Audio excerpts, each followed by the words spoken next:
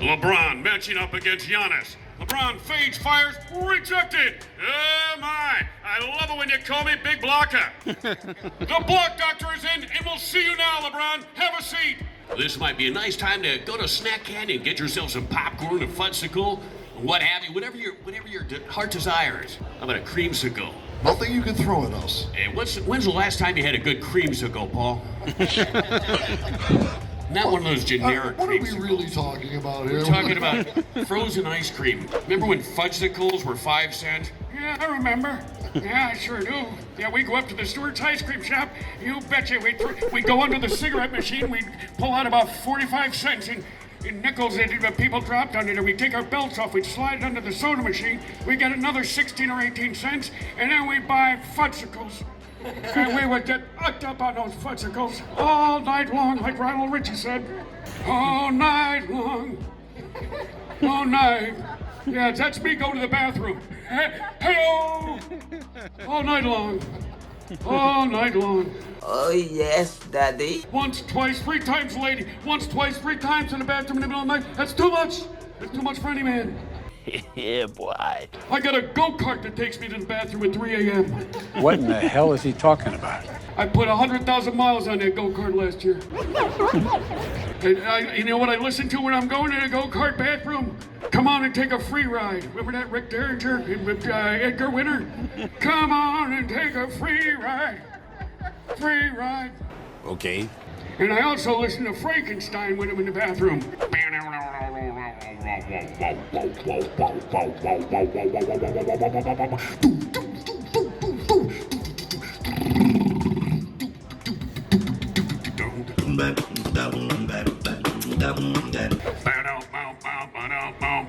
Give you all 17 minutes. All right, guys, let's talk about the big elephant in the room. Paul. Let's get right over you. Yes, enough of you. He had his time. So how did you get started in the art biz? Not necessarily just video games, but how did you get started in your art biz? Oh, wow. That's something I've always, that was just a done deal. That was always, even in kindergarten, if you asked me, what do I want to do? I want to be an artist. Everybody always wanted to be. You said arsonist first, though. Probably shouldn't. You've mispronounced that. But I like fire so much. And young man, what do you want to be when you grow up? I want to be an arsonist. Don't you need an artist? No, I want to burn things down.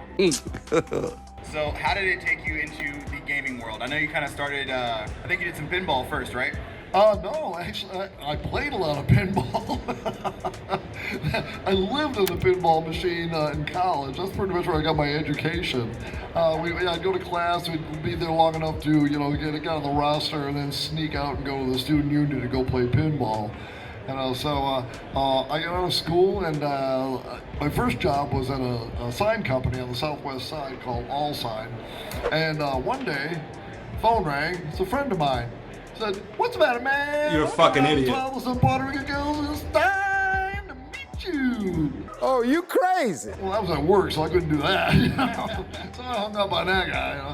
A couple of minutes later, phone rang. It's a friend of mine, and he says, not what the other one said. He says, "I saw an ad in the paper, man. It was describing you. It's like your dream job at Bally Midway. You got to go down and check it out." He gives me all the information. I'm like, oh my God, this is awesome. So for 2 days, I agonized about how my dream was going right down the toilet. I was there and almost in my reach, and not quite, And then I get a phone call from them to set up a second interview, and I'm like, what happened there? Turns out, Rich that day was scheduled to meet with like 20 artists to go look at their stuff, and their whole mentality was, if we see something we like, we'll know right away, and we'll bring that guy back. All right, Tim, same question, different, talent aspects. How did Paul get the job? He burned some garage down and threatened the guy. Hey, Again with the arson. we're not talking about the alleged arsonist Paul Niemeyer. Oh, okay. Alleged, no proof. Legend. No, Is my lawyer here? Oh, there he is. Good. So how? It's an accidental career for me. I was pursuing acting, stage, and comedy at Second City. Had a little weekend band just for fun, played some drums. And we do things like Boys Up Back in Town, you know, Thin Lizzy. What was the name of the band though? Called the Lazy Boy Rockers. It's a good name. What kind of stupid name is that? Lazy Boy Rockers. That's great. We have a nice, Paul could do a nice image of the Lazy Boy, like, and then a guy with his electric guitar stretched out in the Lazy Boy. You know, the Marshall stacks behind him, blowing his hair. It's still a thing? Yeah, it is.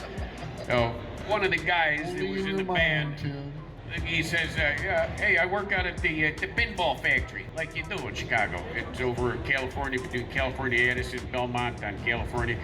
And he says, we're doing a Gilligan's Island pinball game, but we got to find someone who can do Mr. Howell. Like, I'd rather do Ginger or Mary Ann. But how much is doing Mr. Howell pay? It says $50 an hour. I go, I'm your man. Gilligan, maybe we could bribe Kona. Oh, lovey. What did he say? And that got me in. I had watched way too much Gilligan's Island as a kid, so I was able to pull that off. And Jim Backus, by the way, is Mr. Magoo, who is Mr. Howell. Did you know that, Brandon? I did not know that actually.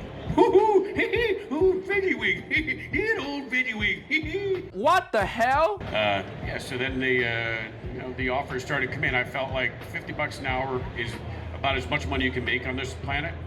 You know, where in life does someone say, I think you'd be perfect for this $1 billion franchise? We're not auditioning anybody. Nobody's friend is getting the job. Exactly. And like, how much does it pay? $50 an hour. Holy shit, that's amazing. So I made $800 by yelling, "Can't buy a bucket, he's heating up, he's on fire, boom shakalaka." That's the easiest money in the world. You know, $800. A year later, I'm in there working on NFL Blitz. I see a thing on the bulletin board that says, NBA Jam shatters all video game records. Who put this up? That's funny. I'm thinking one of the guys, did it as a laugh for the team and like a motivator. Just do it! And someone said, no, seriously, it made $1 billion. I went, I made $800. I'm a fucking idiot. So he's an idiot. But I'm working on money you've ever made. I'm working on NFL Blitz now. I go, that $50 an hour just went up, pal. 52? Yeah, how about 51, 55? Now you're paying the big bucks. Yeah. So anyway, it's kind of the beginning. So talk about the process of making that, and also everybody loves the punchline, boom shakalaka. What happened? Ask them questions. Do you own the trademark for Boom Shakalaka? Your Honor, yes, I do. And I am under oath. No, I do not. My life has been a mess because I never took care of that legal situation when it happened. Now that guy, that Cheeto Tiger for the Cheetos, in a commercial where the old lady goes, boom shakalaka, at the end of a Cheetos commercial. No, it could have been in my bank account. So talk about how that came about, because we've talked before about it. Can I explain how that came about? All right, so the entire sound division of Midway, Ballet, Williams, whatever, was about as long as this, stage here. A few little offices, and one guy's in there listening to Sly and the Family Stone while he's plugging away on his keyboard, smoking his Camels. And then my guy, John Hay, is in there, and I'm in basically a refrigerator called the Meat Locker sound booth, which is about 4 by 3 or something, like you're just in there. And the guy down the hall goes, "Hey John, tell Tim to say boom shakalaka." And John goes, "Hey Tim, say boom shakalaka." I'm in there going, "What the is boom shakalaka?" I don't know, just say it. I go, "Okay, boom shakalaka." And what's next? "He's on fire. He's on fire." That was it. So the guy was listening to Sly and Family Stone, but you guys know the song, "I Want to Take You Higher." I want to take you higher. Okay. Boom shakalaka. But they don't say boom shakalaka. They go boom shakalaka, boom shakalaka. Bow down down. Bow down down. Bow down down. I never did play as your character on NBA Jam. Because I wasn't in it.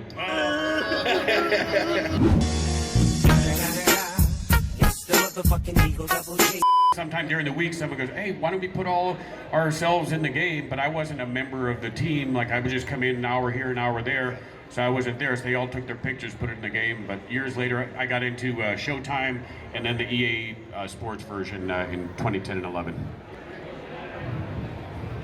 Good question now. Why wasn't I in the game? I think we need to go ahead and get Tim in the game. So, let me just go ahead and ask real quick. What was your favorite part of your career so far? Let's see. For both of you. I think, well, you know what? Mine was the fact that I grew up playing basketball, and James Worthy and the Lakers were my team back then, and I was living in LA for a short time doing some theater. And so recently, the All-Star game, I was invited by Mick Ultra. They had a thing called Mick Ultra Jam. It was a mashup, NBA Jam Mick Ultra. They put the cans out for a limited time in Cleveland with images of NBA Jam with all my expressions on it. They created a Boom Shakalaka 2-story bar across the street from the Cleveland All-Star game. And they had Clyde Drexler, James Worthy, Mutombo, and Wilkins coming in. I knew I was going to meet them. They made a little video of those guys playing in an NBA Jam game that looked just like the NBA Jam game. And then it's like, at the buzzer! And they go, hey, where do you want to go? Let's go to Boom Shakalaka's across the street. And they go in and they're playing darts and drinking Mick Ultra, and I'm doing the voiceover for it. I go, that's cool. I'm doing this thing. And they're going to be in there signing autographs, and I'm going to be in there emceeing and hosting the All-Star weekend. And then the night before, they said, oh, we want you to interview Worthy and Drexler on stage tomorrow, and Mutombo and Wilkins on stage on Sunday. I'm like, damn. And Jimmy Walker said, dynamite! And I got to sit down with a couple of, Hall of Famers and legends, and as they were off stage, I did, LeBron in the James, Mutombo says, no, rejected. You weird, buddy. Worthy says, I can't go to work without my coffee and donuts. You bring the coffee, and I'll bring the Dunkin'. Boom shakalaka. Clyde Drexler in the lane, kaboom! And Michael, all you can do is hand Clyde his MBA degree, or his diploma, because he just got his MBA degree from Dunkin' on You. And these guys had never heard those lines, and they're laughing, and got on stage and just got to ask him as a fan, just, great questions. When was the first time you could dunk? How much did you think about dunking at what age? And that kind of stuff, like for Wilkins. And just had a great time. So I'm sitting there pinching myself going, because I was playing drums on a weekend rock and roll band, and I could do Mr. Howell's voice. I'm here with these legends, and I'm going to these shows. So it's all kind of sweet 30 years later. Paul, same question. All right. Same question. All right. What's your favorite part of Tim's career? I'd say my favorite part is whatever game I'm working on. I really I really go from game to game, and when I'm working on it, I'm just like 110% involved in that game and trying to, it's a funny thing, like the year that I made Mortal Kombat, I worked on 4 other games. One of them was Time Killers, which I was working on simultaneously. Ironically, it was on one desk, and Mortal Kombat was on the other desk, and it was specifically designed to go up against Mortal Kombat. I'm sorry, it was specifically designed to go up against Dragon Attack, because they did not know over it at Incredible Technologies that the name had been changed to Mortal Kombat yet. So regarding the hate mail, I like your voice. Oh yes, Daddy. Can you give me an example of one of them? Well, okay, That you had. it started out, assuring me that I have completely pissed off God. And Not wrong there. I'm like, okay, you're not wrong. Who's God's handler? When I get to heaven, there's gonna be a book this thing, just the 80s. Oh yeah. Just the 80s. Gotcha. So, they were all very similarly written in that, you're going to hell, you've done a bad thing, I hope you've changed your way, or you've learned from your mistakes, and, that kind of crap. I did not learn from any mistakes. I continue to make mistakes, hoping that the learning process will kick in at any moment now.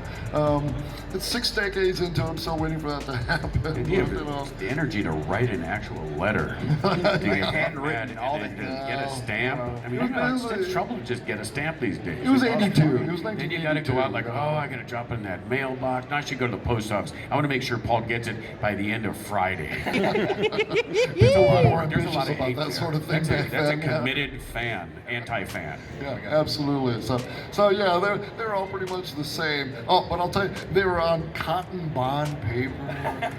Oh, so nice, so nice. Give me a good old rub. On the back of a Kraft macaroni cheese box written in crayon. Gold embossed crosses on them. They spared no expense. And you can see why, TV evangelists. Diamond birds in a underdog must die. All right, guys, let's give it a hand for these folks real quick. Thank you. These thank you, absolute guys. legends. Appreciate it. I know you were just sitting here waiting with the Benjamin Street right now. So there.